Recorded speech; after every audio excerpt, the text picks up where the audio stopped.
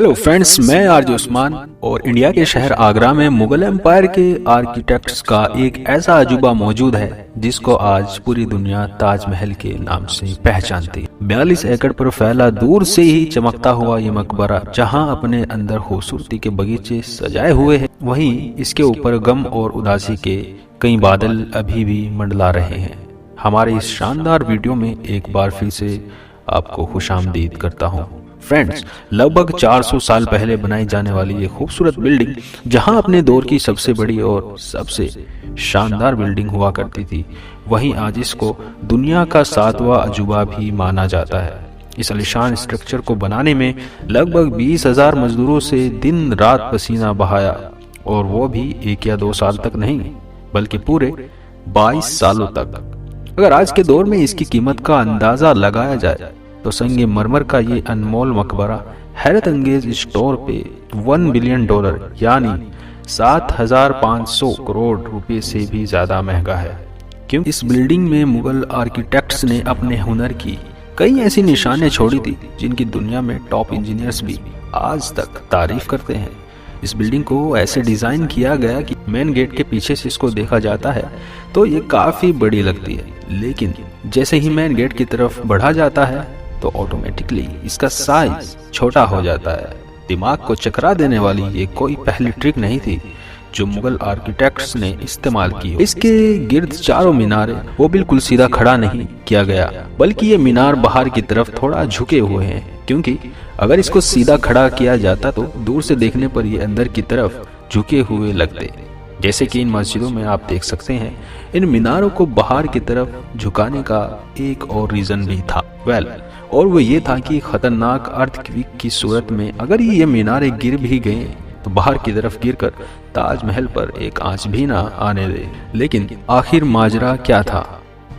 Friends, इसको बनाने वाले किसी सूरत में इस पर एक खराश भी बर्दाश्त नहीं कर सकते थे। केवल ताजमहल के वो कौन कौन से रास्ते जिनको 400 साल पहले छुपाने की कोशिश की गई थी, और जब उस दौर में कंक्रीट यानी स्टील ही नहीं था तो आखिर इन आलीशान मकबरे और इस पर मौजूद 40 मीटर ऊंचे डोम को कैसे बनाया गया, ये सब और इससे भी इंटरेस्टिंग बातें आप जान सकेंगे आज के इस स्पेशल और इंटरेस्टिंग वीडियो। दोस्तों, ये मामला स्टार्ट हुआ था सन 1607 में, जब इंडिया और पाकिस्तान के इस खित्ते में मुगल एम्पायर का हॉल्ट हुआ करता था।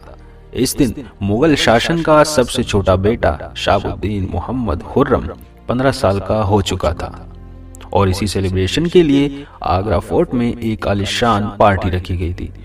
मुगल शहंशाह को सबसे ज्यादा अजीज था, इसी वजह से इसके हर जन्मदिन पर इसको हीरे और जवाहरात और सोने से तोला जाता था।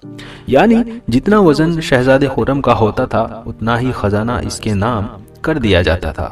लेकिन इस जन्मदिन पर कुछ खास होने वाला था। मुगल शहंशाह के शहजादे खुर्रम की शादी अपने एक वकील की बेटी के साथ कर दी, जिसको मुमताज महल के नाम से जाना जाता है। मुमताज और खुर्रम को पहले दिन ही एक दूसरे से बेइंतहा मोहब्बत हो चुकी थी, और फिर उस वक्त ये किसी को मालूम नहीं था कि मोहब्बत का बोलबाला हमेशा के लिए रहने वाला है। और फिर हुआ ये कि अगले 10 सालों तक शहजादे ने कई जंगें लड़ी और उनमें भरपूर कामयाबी भी हासिल की। इसी वजह से शहंशाह ने खुश होकर उनको शाहजहां के लक़ब से नवाजा, जिसका मतलब है दुनिया का बादशाह।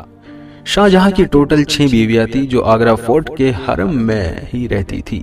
इन 6 में से शाहजहां सबसे ज्यादा मोहब्बत मुमताज से करते थे, और यही वजह थी कि उनका ज्यादातर वक्त मुमताज महल के साथ ही गुजरता। वक्त तेजी से गुजरता जा रहा था और 4 सालों के बाद 1621 में मुगल शहंशाह अचानक चल बसे। शाहजहां, जो पहले से ही मुगल एम्पायर में खासा फेमस हो चुका, चहीता बेटा भी था।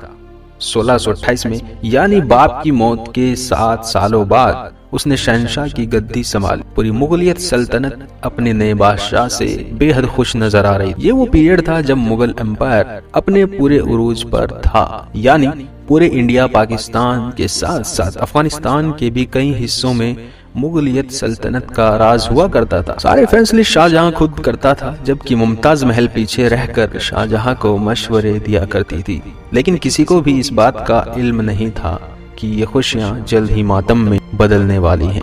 गद्दी संभाले अभी 1 ही साल गुजरा था कि एक बार फिर से मुगल एम्पायर को दुश्मनों का सामना करना पड़ा। अगले 2 साल तक चलती रही ये जंग और शाहजहां को इस जंग में भी शानदार कामयाबी नसीब हुई। लेकिन शाहजहां अभी इस कामयाबी का जश्न मना ही रहे थे कि उनको एक हैरत अंगेज खबर से आगाह किया गया। मुमताज महल जो कि शाहजहां के 14वें बच्चे को जन्म दे रही थी, उसकी हालत बिगड़ गई और 17 जून सन 1631 को वो ना चाहते हुए भी इस दुनिया से चल बसी। पूरी मुगलियत सल्तनत का जश्न देखते ही देखते मातम में बदल गई। ये खबर जो शाहजहां पर आग बन कर गिरी थी, उसने तो जैसे ही इसकी दुनिया खत्म कर डाली।